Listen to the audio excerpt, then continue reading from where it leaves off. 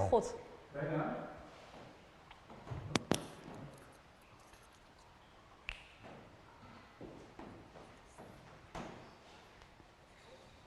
Oh god.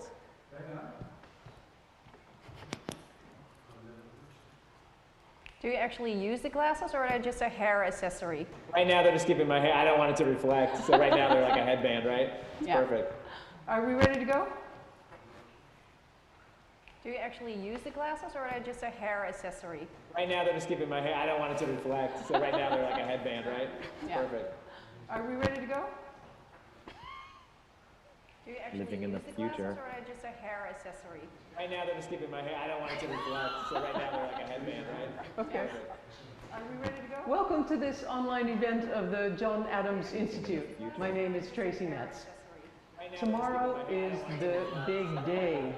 The Dutch get to vote for a new parliament. Welcome to this online event on the eve of Election Day. We have invited Arun Chaudhary, who was a campaigner with both Obama and Bernie Sanders. The Dutch get to vote for a new parliament. And he was invited by the Dutch Labour Party, the PvdA, to advise them on their campaign this year. Arun Chaudhary, who was a campaigner. Arun has been to the John Adams before, on the day after the US elections in November. We'll be talking to him about campaigning the American way. How is it possible, for example, that Kamala Harris's sneakers have crossed the ocean and reappeared on the feet of Sigrid Kaag? We'll be talking to what can the Dutch learn from American campaign strategy? What to do and what not to do. Please send us your questions via the YouTube chat, and I'll pass them on to our moderator, Laila Frank, a well-known America journalist here in the Netherlands. Laila, the floor is yours. Thank you so much, Tracy. Thank you, Arun, for joining us, and thank you all at home for tuning in tonight. We are indeed going to talk about political campaigns tonight on the verge of our own Dutch elections. And although nowadays we tend to look overseas for lessons about political campaigns, political campaigns are as old as society, as old as Europe for that matter. And I dug up an old favorite of mine. It's a book, it's called How to Win Elections, and it was written by Quintus Cicero. And it was a sort of a handbook and advice for his brother, Marcus Cicero, who ran for consul in Rome in 64 before Christ. And it's filled with these wonderful advices that are remarkably up to date, like communication skills are key. Make sure you have the backing of your family and friends. Call in favors. Build a wide base of support. I brought it because it points to something obvious but very crucial. Campaigns are essentially about people, which makes campaigning a very universal experience. So what can we not learn from American campaigns? What part of campaigning is cultural and what part is just human? And how does that translate into right and left-wing trends in both politics in Europe and in America? I'm happy that we have Arun as our speaker to discuss all of those topics with his experience on both sides of the ocean. We are going to start with a clip by the BBC. I'm going to do a little interruption because I hope that at home you can hear us correct without any interruptions and without a repeat, because we have some hearing issues here. So if you feel that we're a little off, it has to do with technique. Without any interruptions and without a repeat. Yes, so we are going to take a little break. I apologize for the intermission, but I think we are all going to have a better experience if we can fix the audio. So please stay with us. Stay tuned and we'll be back ASAP.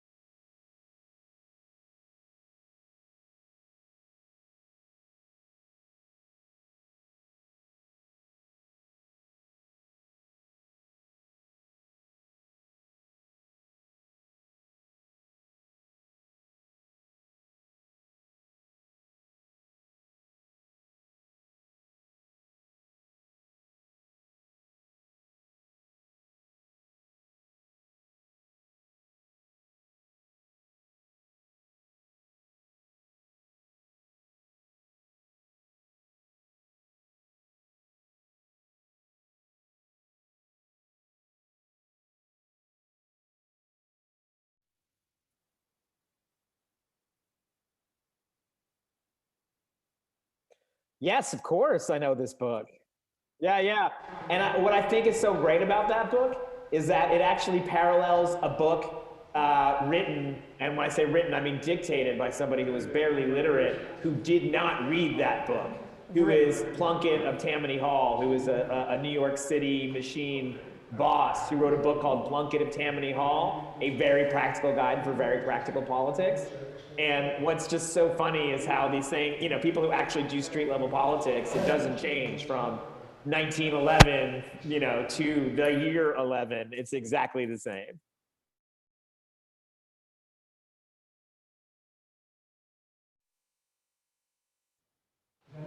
Are we good?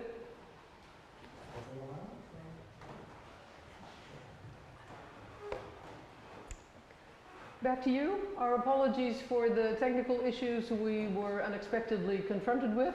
Perhaps since apparently it was very hard to hear for the audience, we will just start over. And this time the sequel will be better than the first one. Because we've practiced. Yeah. Okay. Second time should be better. Welcome to this online event of the John Adams Institute. My name is Tracy Metz. Tomorrow is the big day. The Dutch get to vote for a new parliament. So here on the eve of election day, we have invited Arun Chaudhary, who was a campaigner with both Obama and Bernie Sanders. He was invited by the Dutch Labour Party, the PvdA, to advise them on their campaign this year. Arun has been to the John Adams before, on the day after the US elections in November. And he was so cool and so funny that we thought, we'll bring him back. We'll be talking with him about campaigning the American way. How is it possible that Kamala Harris's sneakers from the cover of Vogue ended up on the feet of Sigrid Kaag? What can the Dutch learn about American campaign strategy? What to do, and of course also what not to do. Send us your questions via the chat on YouTube Live on our YouTube channel, and I'll pass them on to our moderator, Laila Frank, well-known American journalist. Laila, over to you. Thank you, Tracy. Thank you, Arun, for joining us, and thank you all at home for your patience at this point and for tuning in. We are indeed going to talk about political campaigns tonight on the verge of our own national elections here in the Netherlands. And although nowadays we tend to look overseas to the United States for lessons about political campaigns, they are as old as society and as old as Europe. So I dug up an old favorite of mine. It's a book called How to Win an Election, an Ancient Guide for Modern Politicians. And it's written by Quintus Cicero as sort of a guidebook for his brother, Marcus Cicero, who ran as a consul, or who ran for consul in Rome in, I think it was 64 before Christ. And it's just such a useful handbook, a guidebook basically for people who want to run campaigns, and it's so remarkably up to date. He has 10 rules basically, such as give people hope, flatter voters shamelessly, don't leave town, communication skills are key, make sure you have the backing of your family and friends. All things that are remarkably up to date and so useful also if you run a campaign or work in campaigns these days. I brought it with me because it points to something very obvious but crucial, and that is that campaigns are essentially about people, which makes campaigning a very universal experience. So what can and can we not learn from American campaigns? What part of campaigning is cultural and what part is just human? And how does that translate into right and left wing trends in politics, both on this side of the ocean as in the United States? I'm so happy that we have Arun with us tonight as our speaker to talk about all those topics because he has experience on both sides of the ocean. We are gonna start with a little introduction of Arun done by the BBC, and Arun, you can take it right away after that. Enjoy.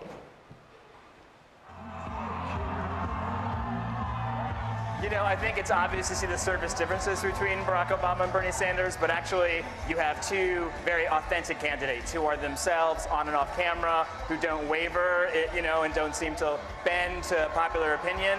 And I think especially young people who are so concerned about education, so concerned about climate change, who are concerned with the core messages of Bernie Sanders, who know that they're growing up in the richest country in the world and yet no one seems to have any money. This stuff resonates with young people, resonates with millennials. And so while on the surface, Barack Obama and Bernie Sanders may seem to be very different folks, they're very, very similar. Bernie Sanders doesn't have to tailor his message to any audience. It is just resonating and is authentic. But if you're talking about my work, we have actually adjusted the aesthetics of our photography and videography, I think, to the current situation. The iPhones take great photos, and they're very flat and perfect and in focus. And so that's why in our work, we really highlight imperfections. If you look at our photographs, we use a lot of lens flare. We have a very gritty feel to them. Sometimes they're even a little out of focus.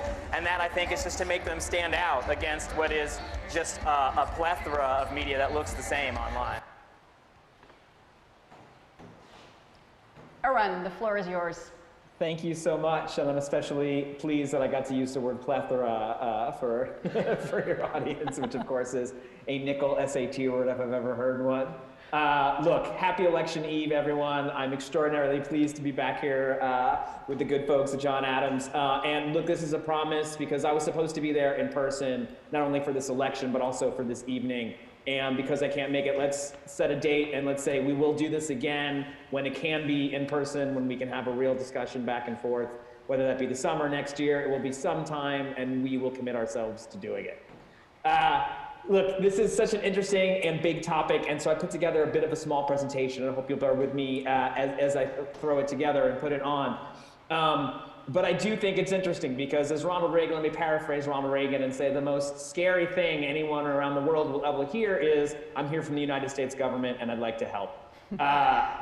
This is, of course, the opposite of what people like me would normally want to have you believe, that there's something special and secret we're doing in America. But here's the real secret. Campaigning the American way just means spending an unholy amount of money on it all the time because of our lack of regulation and laws.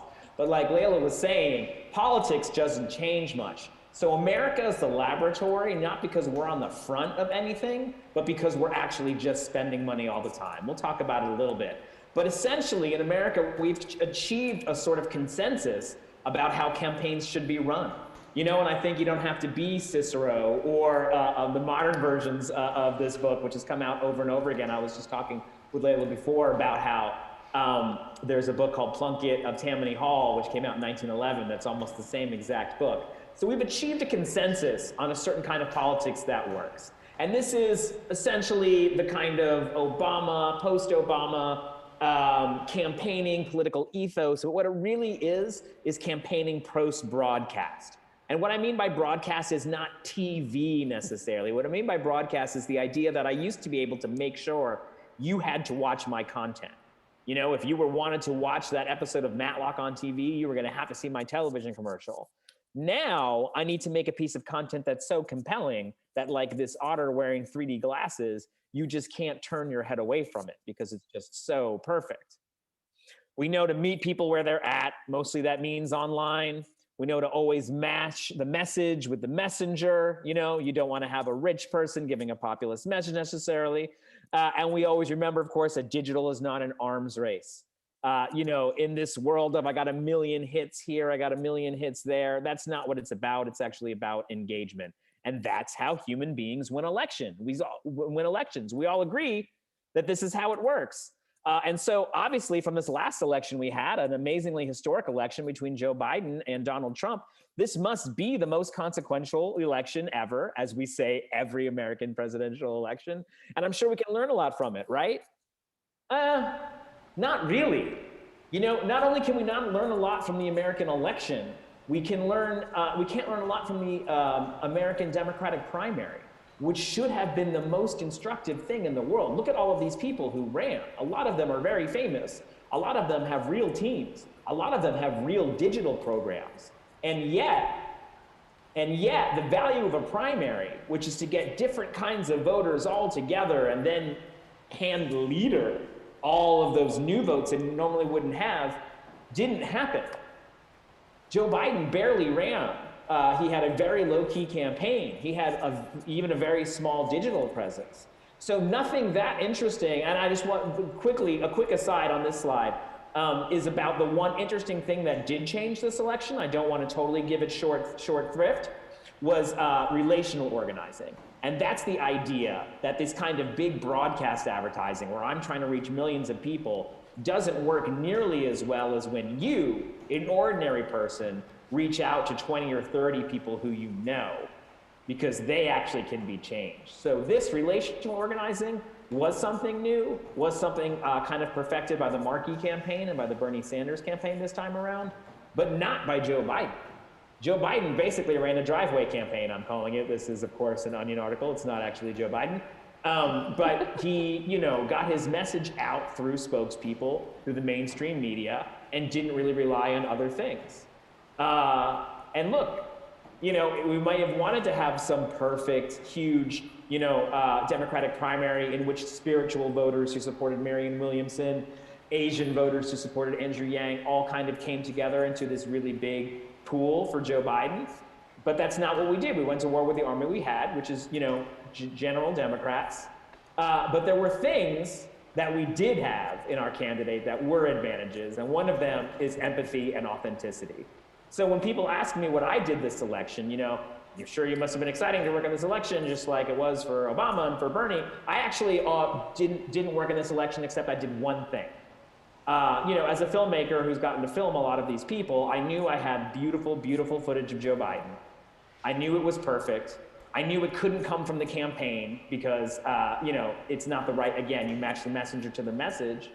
And so I set myself a reminder about a year earlier that said, if Joe Biden is the nominee, release this video 2 weeks before the campaign. And then 2 weeks before the campaign, my little reminder note came up, and I released this video into the wild. Who are the parents? Yeah. I'm wife. I'm Chris Hexon's wife. God I wanted to. This is Chris's son. love you. Well, how are you? Thank you for hugging me. You okay? You okay? You'll be okay. We're gonna be okay. We're gonna be okay. I promise. Okay, I promise. All right, that's moving stuff, so I'm going to look you in the eye just while I talk to you about this a little bit, which is, so, I'm not any kind of genius realizing this is a beautiful moment. Obviously, I was lucky enough to be holding a camera when it all happened, but obviously Joe Biden is the sort of authentic star of this moment. But not releasing it with the campaign, waiting for that exact right amount of time where it couldn't be rebutted, and putting it out with a slightly grumpy message where I was like, I don't know what's going to happen in 2 weeks, but check out this video. Actually made this the most watched piece of video media in the entire campaign. And not just the millions who watched it on my tweet, but actually even more so the different groups who repurposed this message in different ways, with an interview with the mother, with statistics about guns, with a message from a certain group. That then this, in different commercials, in different ways, from different messengers, excuse me, was a much more effective thing than it would have been if the campaign had released it themselves. So again, you have assets you can use even when you aren't in the campaign, but that's the point I'm trying to make, right? The most watched piece of video in this election was not from someone from the campaign, me, and was not somebody who was even paying that much attention to the day-to-day stuff, me, and that doesn't matter. It doesn't matter whether it's coming from inside or outside the campaign, and in fact, maybe it matters more if it's coming from outside the campaign. All right, let's get back to it. So what we have essentially now, instead of having political parties as much, we do have teams, right? And people have allegiance to these teams that are essentially emotional in a lot of ways. I think the 2016 election was so interesting in America in that you had, before Bernie Sanders was running, you had the major candidate from the Democratic Party, Hillary Clinton, adopting traditionally Republican positions, which would be muscular foreign policy and free trade agreements. And you had the front runner for the Republicans, Donald Trump, pushing political protectionism and bringing troops home, traditionally the left-wing argument. that wasn't a problem for American voters. They're happy to switch sides as long as they get to stay with their team. And this is, I think, one of the things that's really important about the Dutch election, and I hope that we will talk about a little bit. And so what's happened is that we don't really know if campaigns work or not, but we keep over and over again doing the same tactics that seem to work over and over again. Those things I said are consensus, we just do them regardless of whether or not they work. And so when you translate that to other countries that don't have the same kind of professional class who does it, you get very mixed results. Because in the US, political parties are essentially business conglomerates. There's a certain number of companies who work for a certain number of candidates who are going for a certain percentage of the vote. And everything about the techniques that we use inside campaigns is made just to drive out the likely voters of that party. But, right, the center left loses a lot of elections, so this strategy clearly isn't working that well. Oh, we have a situation in which campaigns both seem to simultaneously work and not work. So before this gentleman on the left, John Ossoff, was dragged across the finish line by Raphael Warnock to win in Georgia, he spent more money than anyone in the history of American politics to lose an election in the Georgia Atlanta suburbs. And in fact, in the district next door to him, I think he spent like $60 million. Somebody spent $30,000 and got the same result. So we have to ourselves, do campaigns work? We know television is the best way to reach the most important part of the electorate, especially old people. We also know that nobody watches television and that it's too expensive. Both these things are true at the same time. And at the end of the day, we have to treat ourselves more like Madison Avenue and say, if voters seem like they're behaving irrationally and doing all these things, it's not necessarily their fault. We're too quick to blame the voters in the professional class. And as we say in advertising, sometimes it's the dog, but sometimes it's the dog food is the reason that the dog won't eat on camera. So when we ask ourselves this question of do campaigns even work, it's a critical question, because not only have we achieved a consensus on what political tactics are that may actually be wrong, but the voters have achieved a consensus. And the voters have achieved a consensus on the policies that they want. Not every voter. You can find some far-right people, you can find some far-left people, but generally, all the way from the center-right to the pretty lefty left, and especially highlighted in the pandemic, people want a more equal world delivered more sustainably. They want opportunity and growth that's sustainable, environmentally righteous, and has a certain degree of equity to it. The problem is they don't trust anyone to deliver that. So we have achieved a consensus on tactics that don't work, and we've achieved consensus on a platform that no one believes, but everyone wants.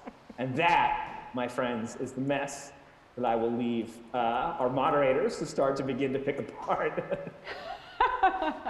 Well, thank you, Arun, and what a mess it is, a beautiful mess. Thank you so much.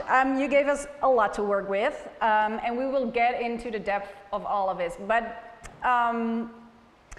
maybe we can start, or at least try to achieve your consensus, your take for a very basic question, which is, what is the essence of a good political campaign? I mean, there's two ways to answer that. One is the cynical way that I think Cicero's brother would have said, which is get more votes than the other guy. He probably would have said guy for sure.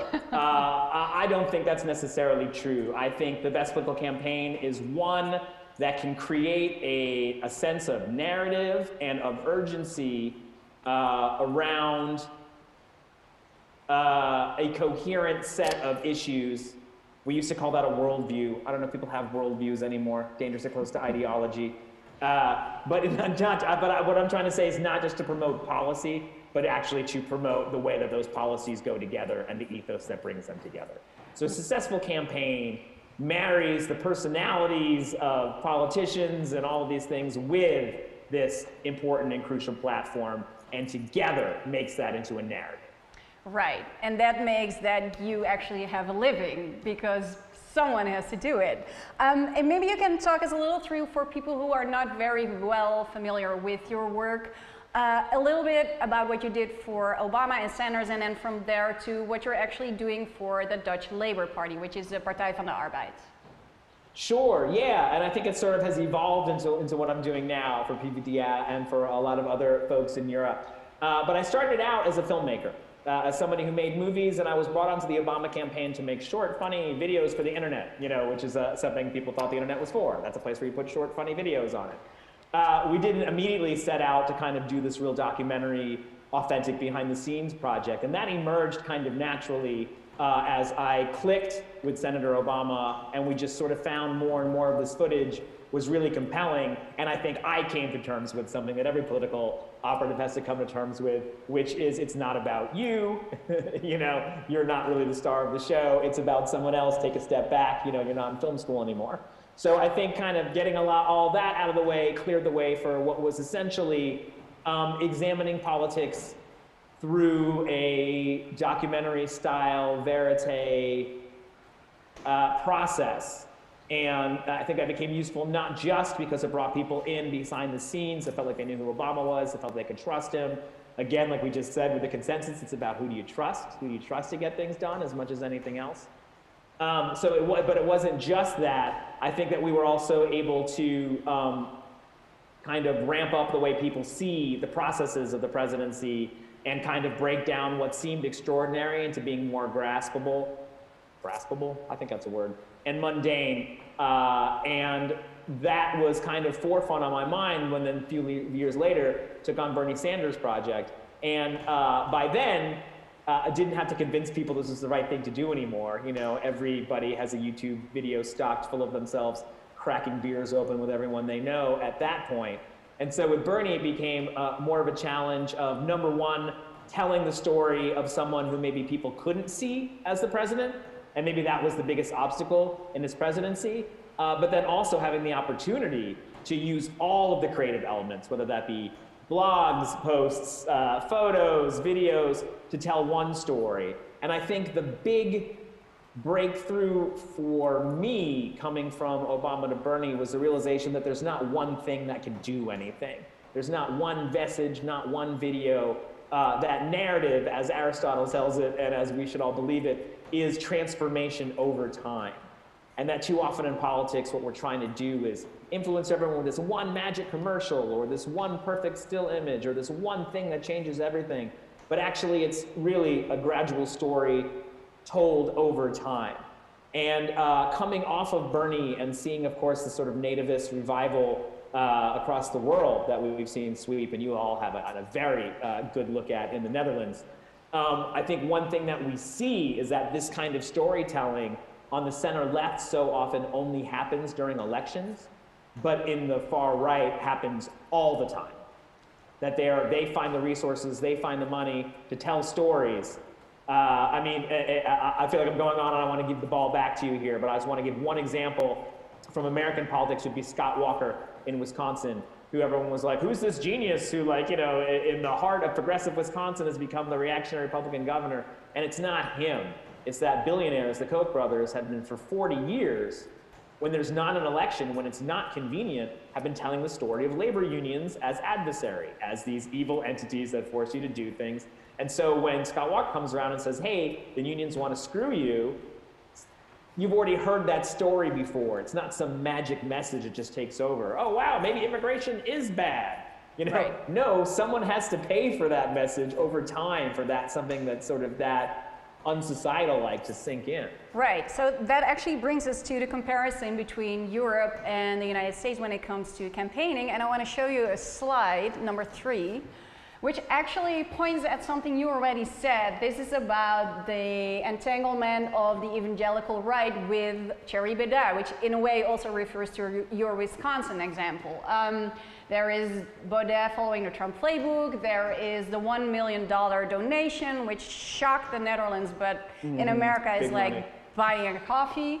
And then we have Jesse Klaver down under there, briefly called Josiah 4 years ago, because he was doing all these huge meetups, American style, as we call it out here, which obviously nobody can do, well, he cannot do right now during these COVID elections.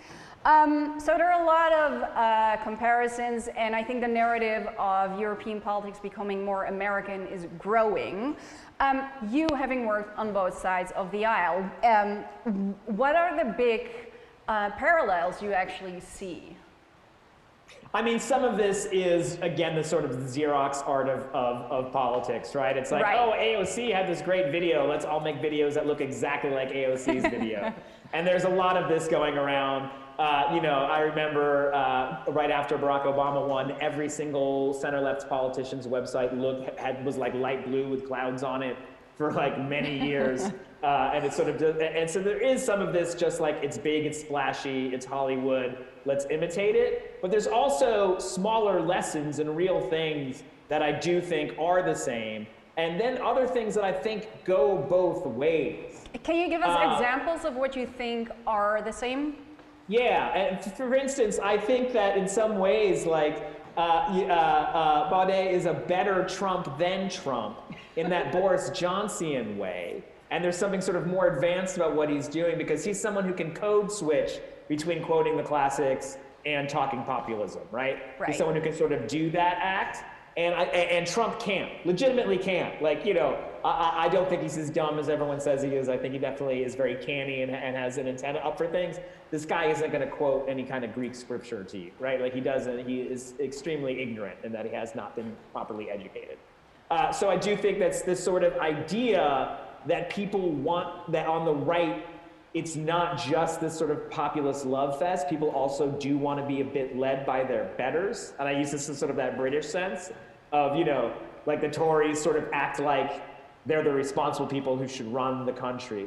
This kind of parochial, patriarchal kind of mix in with the kind of more fun populist, we're like this, we don't like immigrants, we're here to have a good time kind of thing, is, I think, more insidious and more dangerous than just Trumpism, which again, it's America, so it's big, expensive, and spectacular. We did it big, we went with Trump. But there is no Trump without Brexit, that is for sure. There maybe is even no Trump without Wilders. Like there, you know, I think that that the weather direction of the far right starts in Europe and then ends at other places. And that's why you see it be more volatile. In American politics aren't volatile. We'll get to the right wing and the left wing a little later, or we dig into that a little later. You also mentioned in your presentation the political teams. And you sort of mentioned something about how important that is, obviously in the United States, but you made a reference to our Dutch elections and that it's important as well. Can you explain that? Yeah, and a couple other places in Europe are like this too, and Australia and places where you have, you know, a lot of parties, is that you have a lot of parties, but when you really do the data, you still have the two teams. And so essentially, a lot of times it's rearranging deck chairs. Italy's a great example of this. You know, they're like, Lega's lost 3 points. Fratelli Italia, you're like, those are the same people. They're just exchanging three seats back and forth. You know, if you're here, it would be like the Greens and 66 just trading a couple people back and forth. That's fine. Nobody's mad about it. You know, big changes happen when you lose people from one team and go to the other team. So now, when you look at, and you know, even we were looking at some polling before together, when you look at it, the really stark, scary thing is that one team has a captain, and the other team's captain doesn't seem to be there anymore. So you have, you know, the Vedette, you know, are the clear kind of big kid at the right-wing table, and then on the left-wing table, you just have kids. And so which table becomes more attractive to the voters? And you can see where some of the sort of work that especially we had to do with PVDA started from.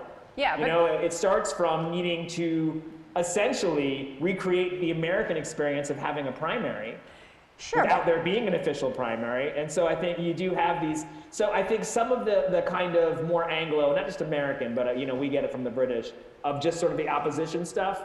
It's not that these systems are so prevalent or so important. It's just that the binary nature of them is so in our human nature that the multi-party systems start to resemble them. Well, usually one of the arguments we always make about the difference between campaigning here and in the US is you only have one enemy in the US. But out here, as you said, there are a lot of kids you have to steal the ball from. So what does it mean for you as a campaigner to work in a multi-party system like ours?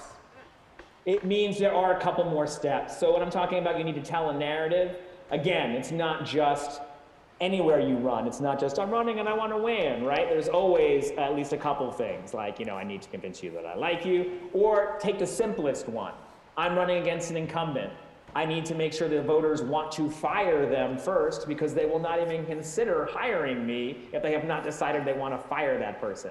If they are not shopping for a new plumber, they are not going to hire me, the best plumber in town, because they already have a plumber.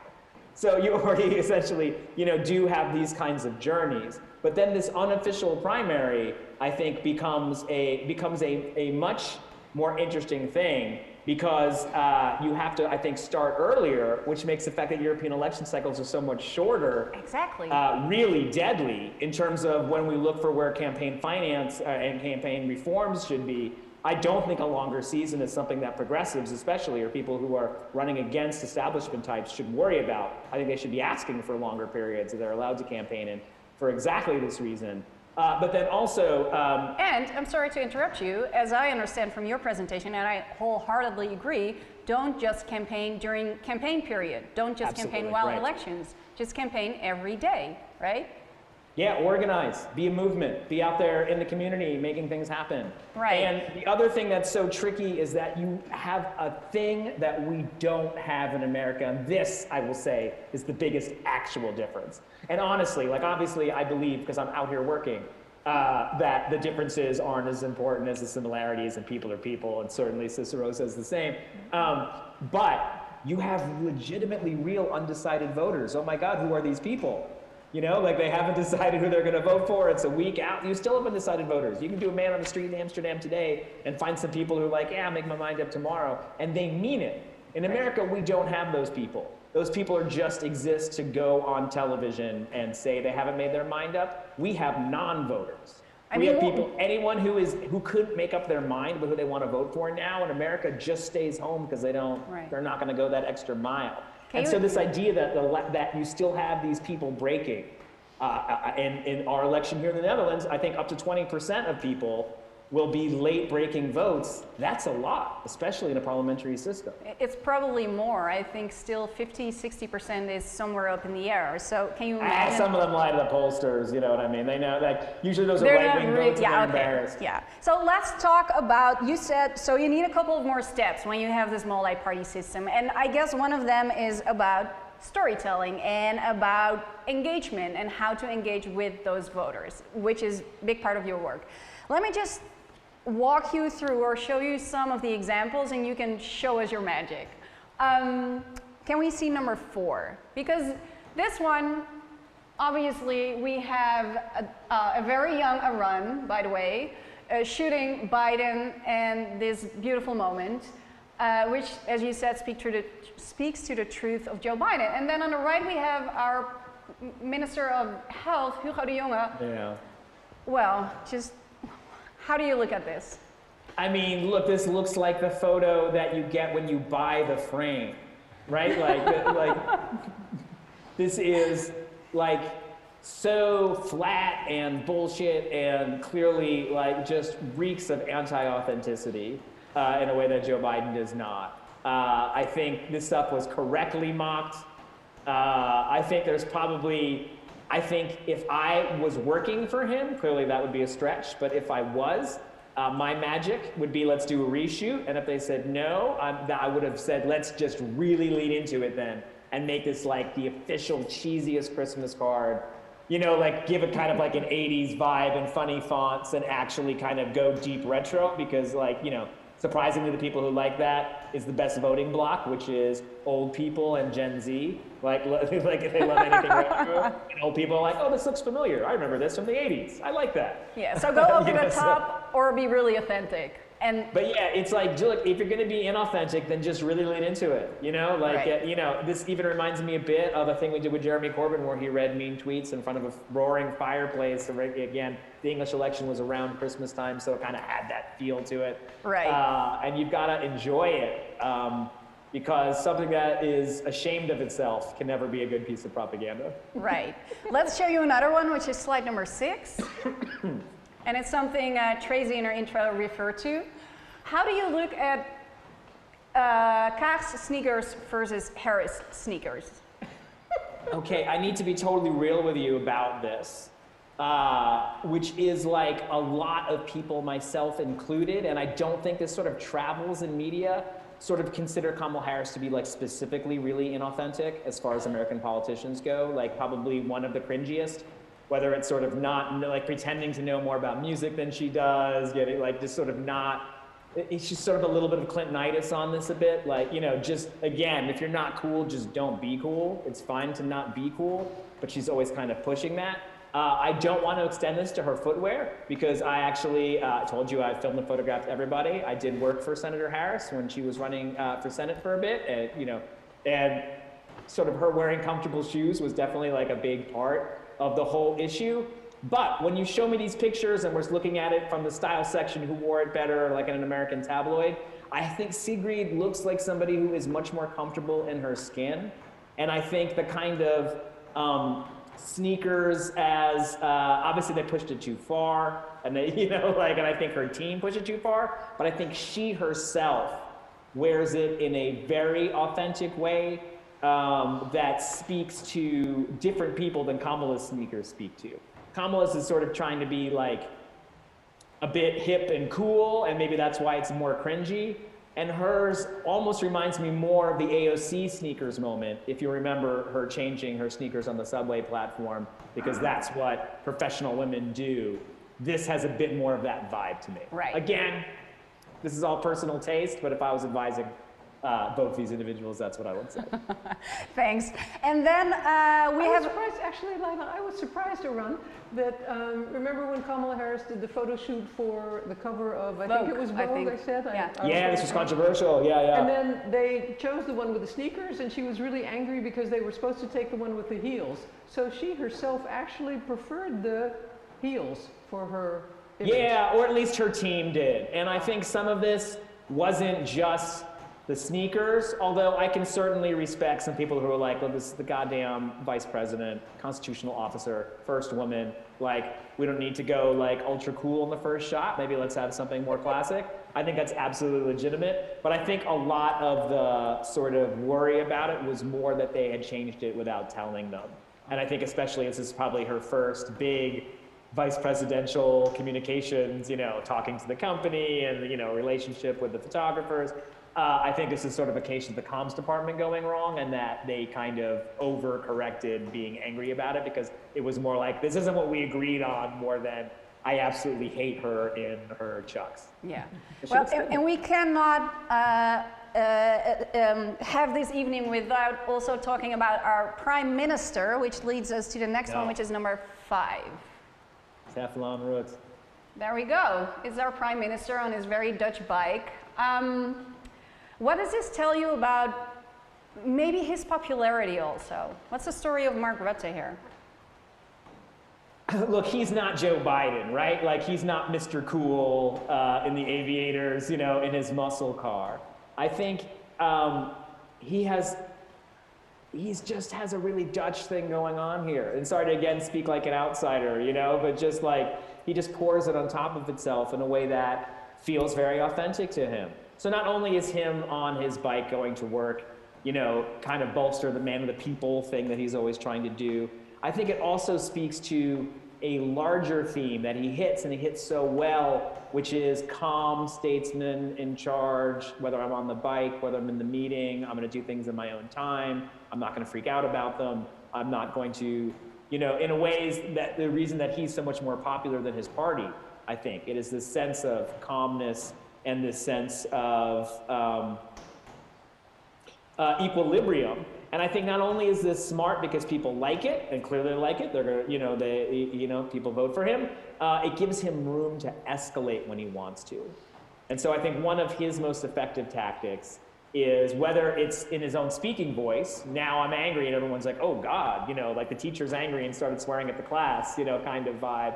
Or, you know, let's say there was some kind of national security crisis and all of a sudden he wasn't on his bike he was in some armored vehicle going to The Hague, that would mean something. And Yeah. that would feel like something, and that would be something. Right. So not only is he carving out the everyman calm Dutch maneuver for himself, he's leaving a different thing open, that a tool that he has in his closet. You know, this is something that, like, you know, a lot of politicians who have one note they hit over and over and over again can't do.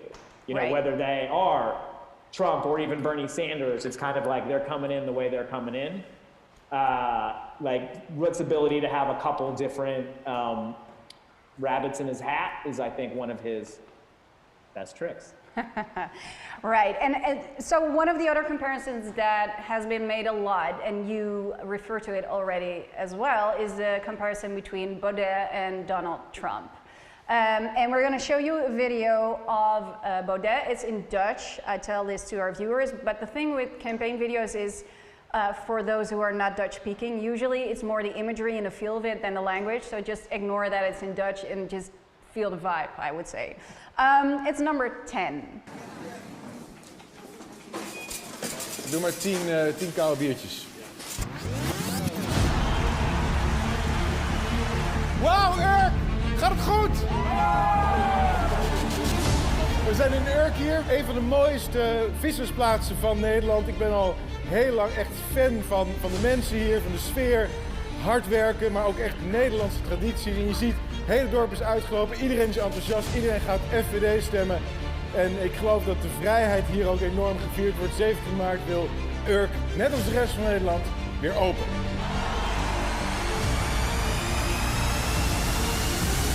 Nederland vrij! Woe! Absoluut, 17 mei. Geen vaccinatieprogramma's, geen quarantaine, geen 1,5 meter, geen mondkapjes. Gewoon weer handen schudden. We gaan gewoon weer leven. We gaan het leven weer opengooien. En dat kan op 17 maart. Forum loves Urk.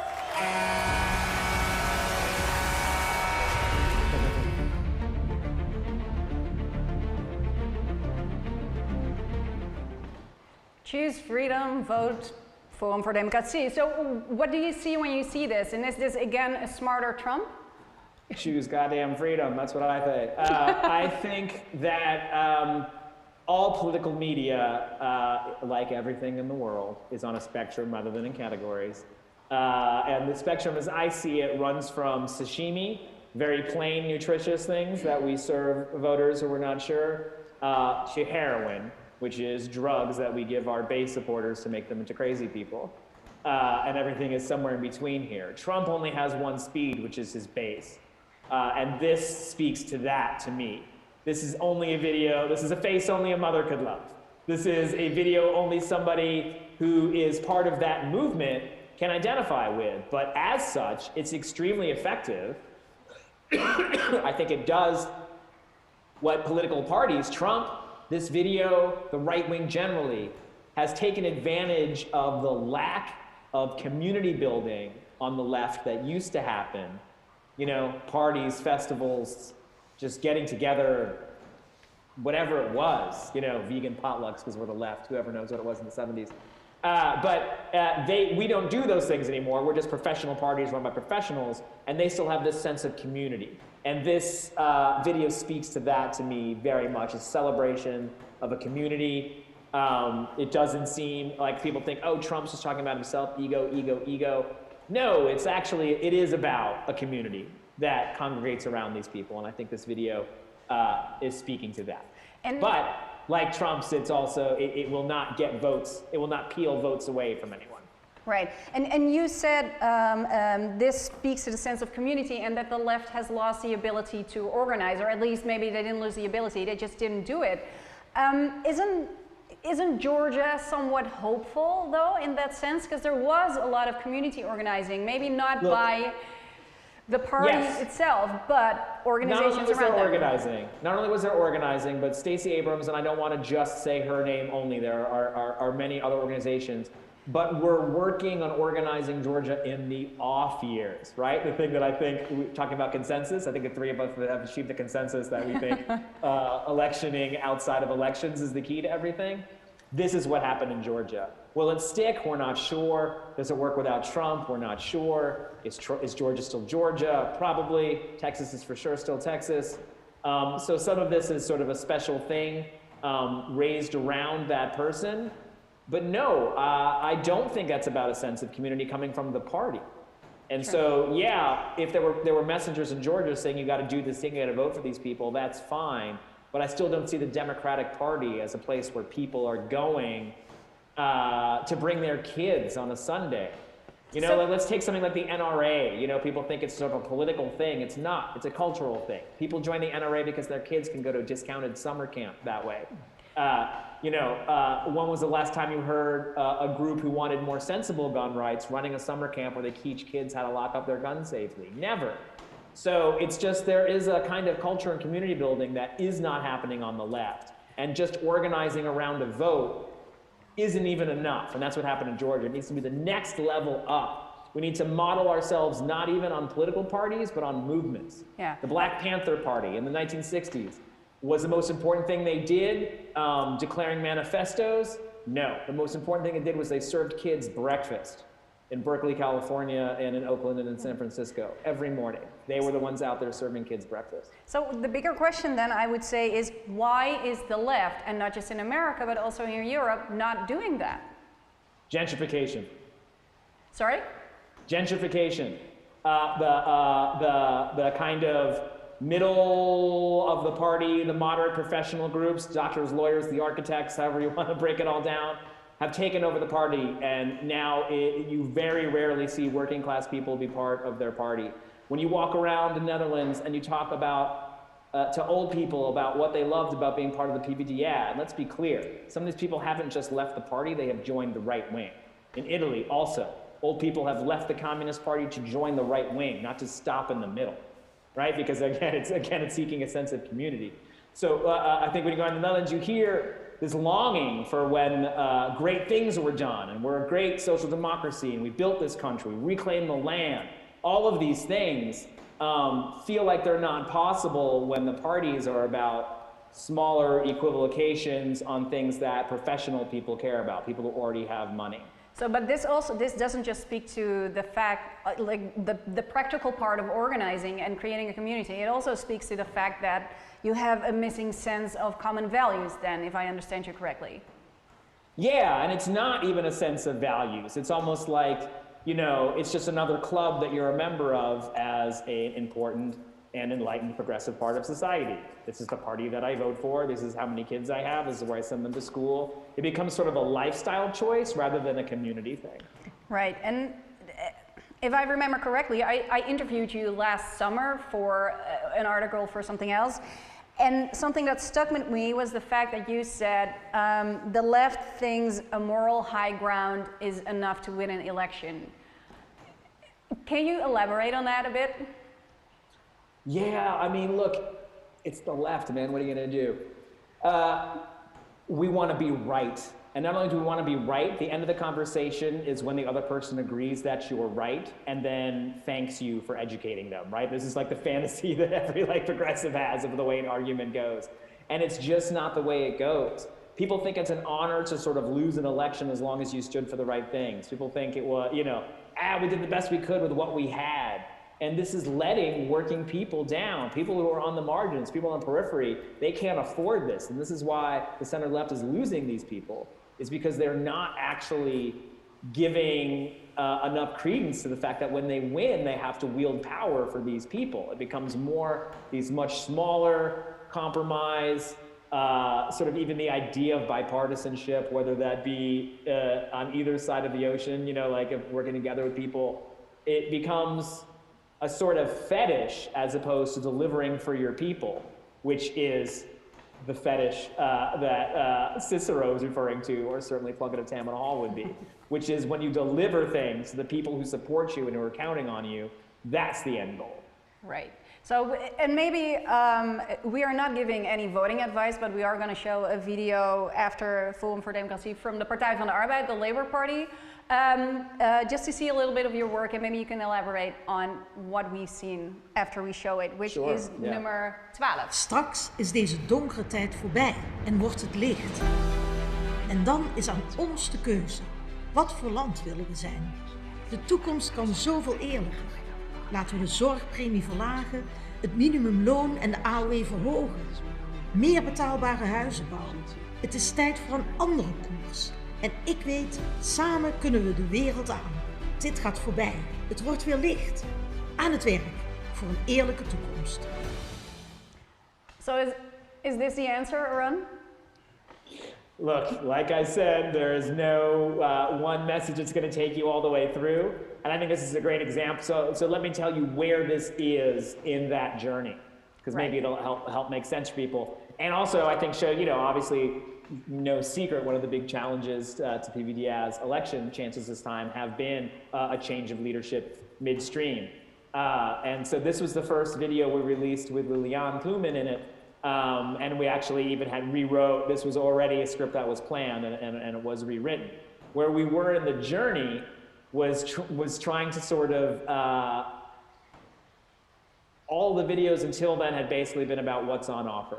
What's in the manifesto, what's on the platform, what can you expect, setting those things up. And this is what I would call a framing video, which happens before the contrast video and then before the rah-rah get out the vote video. So this is the video that sets what the goals are, that sets what the parameters are. We're here to talk about the pandemic and what's going to happen right after the pandemic, the idea of sort of the darkness and the light.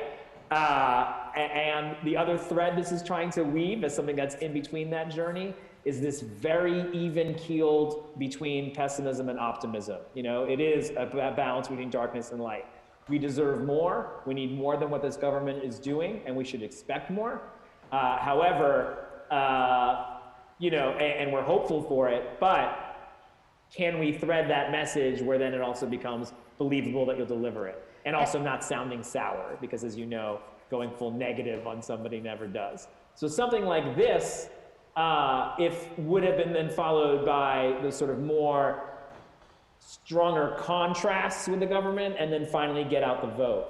I think the narrative was interrupted, very honestly, of course, by the scandal and by resignation of the government, by Lodewijk Asscher. And I do think that, you know, we're telling a narrative about what the PvdA is going to do for someone.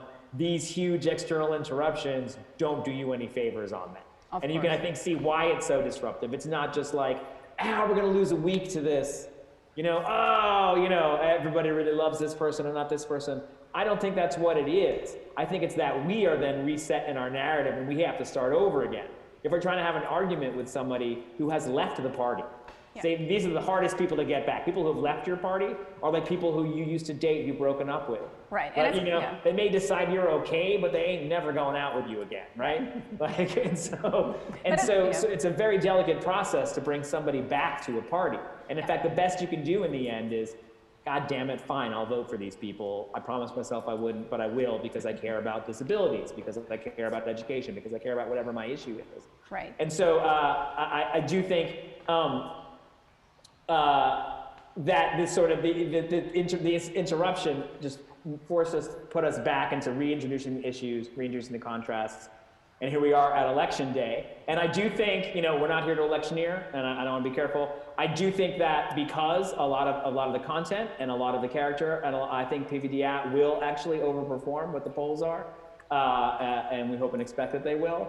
And I think that some of this will be because of some of the headlines that you were seeing come out from our kind of original narrative plan before all this happened, as you'll recall, where the press kind of writing like, oh, the PvdA seems like they're back, or getting back to their kind of social democratic roots, or they were starting to write the story that, they were starting to write the narrative that we were trying to tell.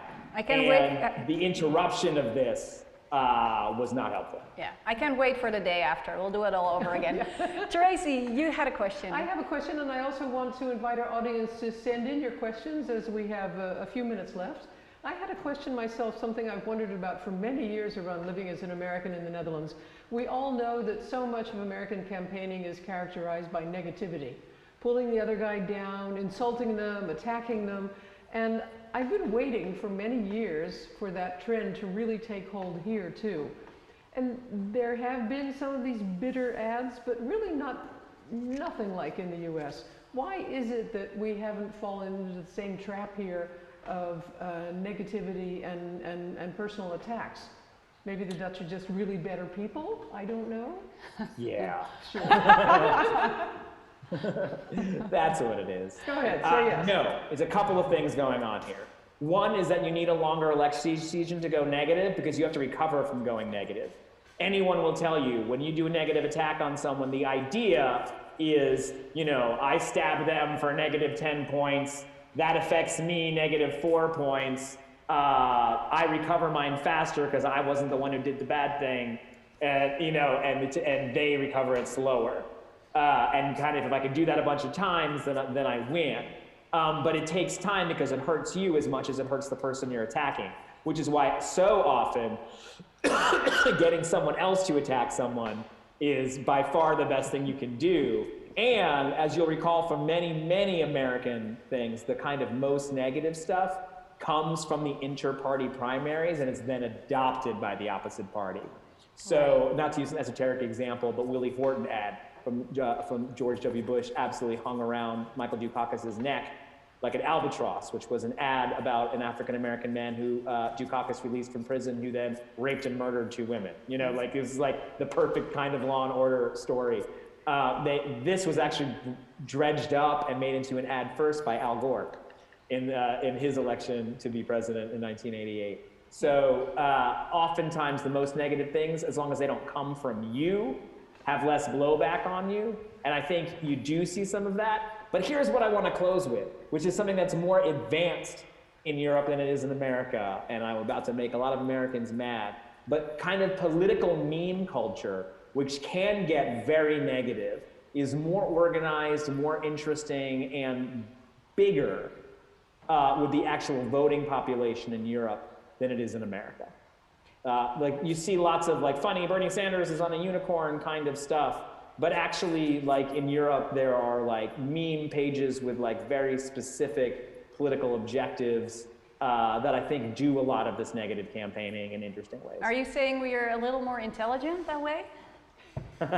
You guys just do it with memes. No, I'm not saying that at all. I'm saying I think it may be the fact that Twitter isn't as big in politics in Europe as it is in America. So in America, all the fighting happens in these sort of little tiny knife fights, while you do have some sort of more chunky, Facebooky, commenty engagement in Europe, if you know what I mean. I was surprised, though, on the negative campaigning part, that there are hardly any real attacks on Mark Rutte from political parties these days. Yes.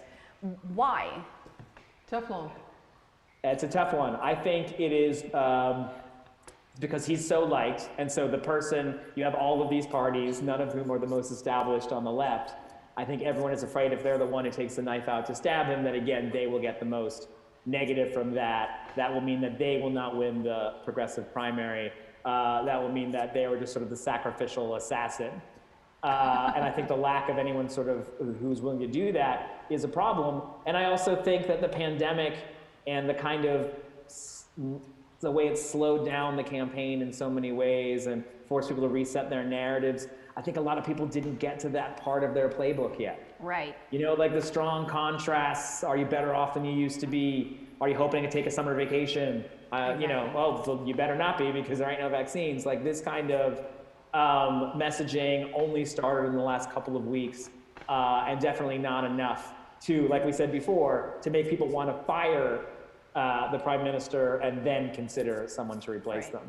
So maybe as a final question from my part, is it actually more fun to be campaigning out here than in the States at this point in your life?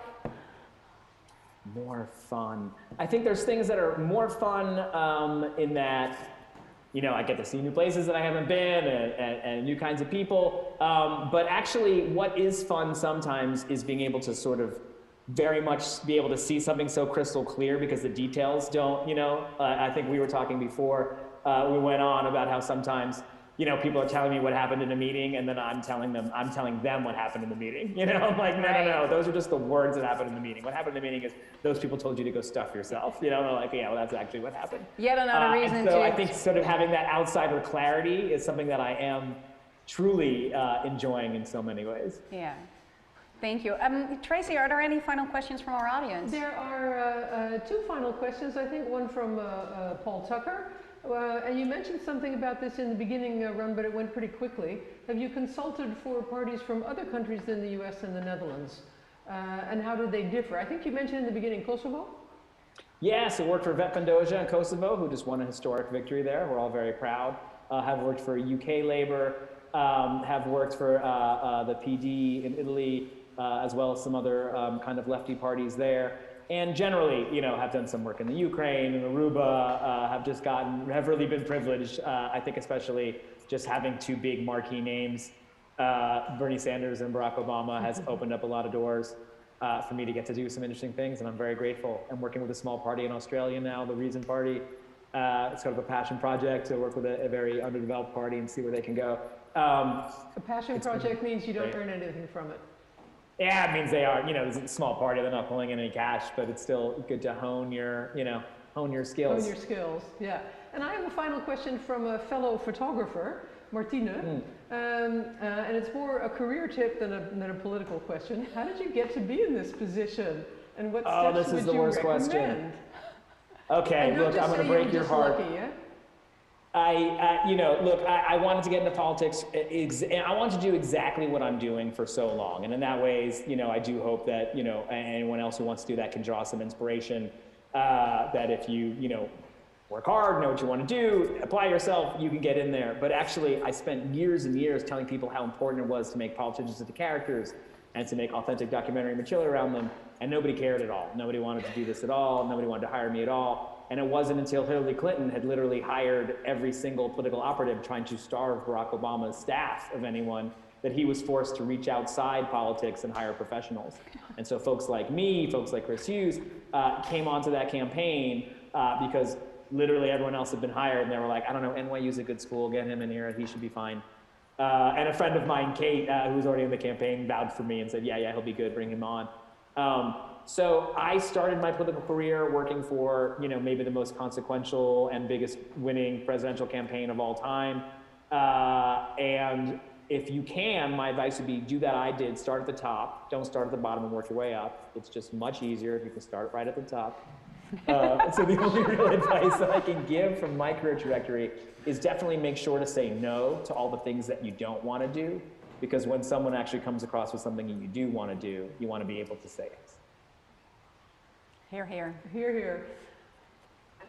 It's time for the wrap-up, I think. It is time for the wrap-up. We are continuing. We had hoped to be doing live events by now, of course, but unfortunately the virus is still keeping us from that.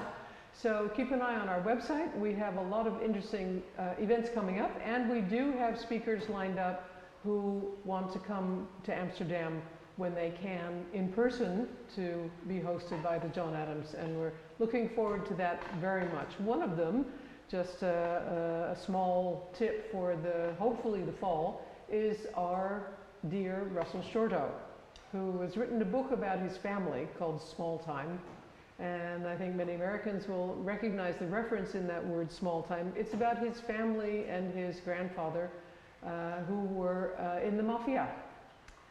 And they were very willing to talk to him about it, and it had 5 stars in the Volkskrant review last week. And we will be thrilled to have Russell back with us, and I hope he'll be the start of a very exciting fall program of live speakers. But before then, we'll have plenty of interesting events for you online. Keep an eye on our site, www.john-adams.nl. And thank you for joining us this evening, and a huge thank you to our guest of honor, Arun Chaudhary. And to our moderator, Lila. Thank you, Lila. My pleasure. See you next time. Have a great evening.